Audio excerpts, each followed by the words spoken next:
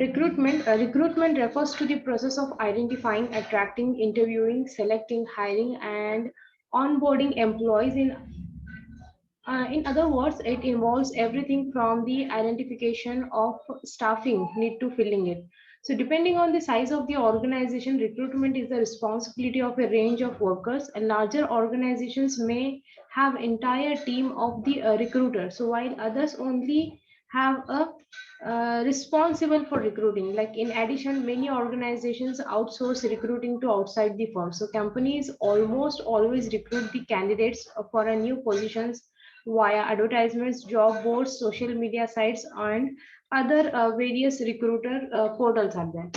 So, like recruitment is referred to the overall process of the identifying, attracting, screening, and shortlisting the suitable candidates for the particular job.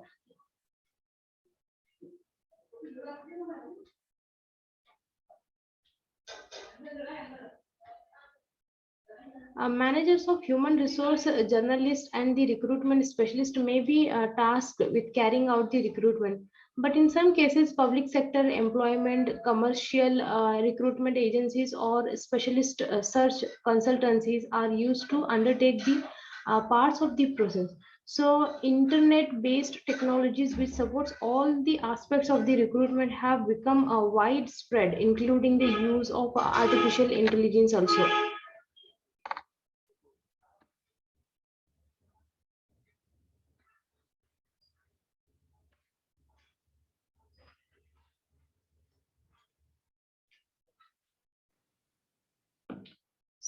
In human resource management, recruitment is the process of finding and hiring the best and most qualified candidate for a job opening in a timely and a cost-effective manner. It can also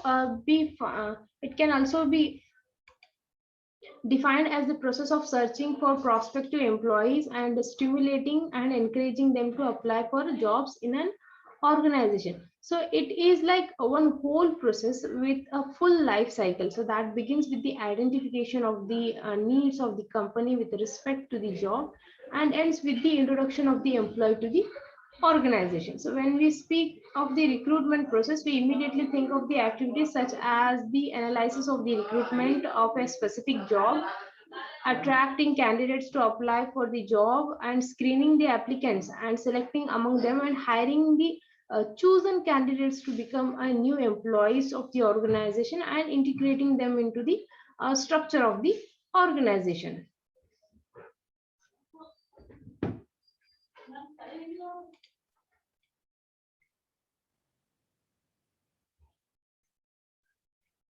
Constraints of the recruitment. So reputation of the enterprise, the image of the enterprise is the community largely influence recruitment process. A person may not be interested to apply for a job in an enterprise whose goodwill is not good. So an enterprise may get a bad reputation on account of undesirable attitude of the management, so bad working conditions, etc. Such enterprises do not get sufficient number of personnel, even if they offer higher wages. So the most potential hire for which you are looking for may not be interested in applying for the your job. So this is because the poor quality of the company image in their perspective in a particular organization due to the poor image of the organization in his eyes.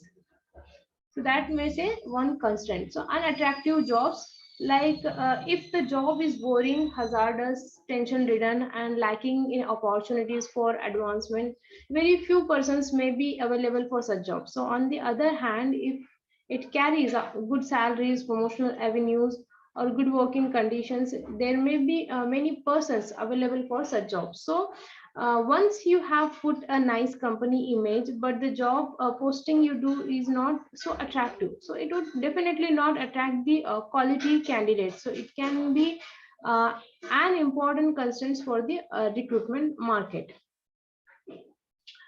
Organizational policies, yes, internal policies of the enterprise may also act as a constraint on recruitment of a new persons. So a policy of filling up a higher position from the outside can discourage competent persons to apply in such an enterprise. So because of the lack of promotion avenues, so mostly some kind of internal recruitment policies will become a critical constraint for any company. So similarly, in an organization where local unions are regulating the recruitment management to select the candidates on some other criteria, so regardless of the merit of the candidates, so that may also affect the organization. Trade union requirements. In some cases, agreements with the trade unions may also act as a constraint to employ persons from outside, and understanding with the union to fill up certain percentage of the post through it will restrict the choices of the management. So government policies may also affect as a constraint on a recruitment policy, like government legislation may require reserving certain percentage of post for weaker sections of the society or for persons belonging to the specified caste. Legislation may require the enterprise to recruit new persons only from the list supplied by the government employment exchange.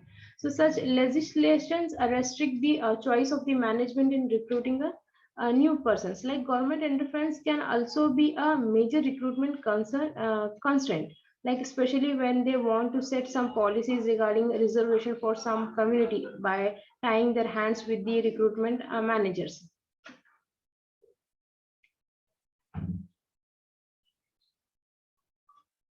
So these are the constraints.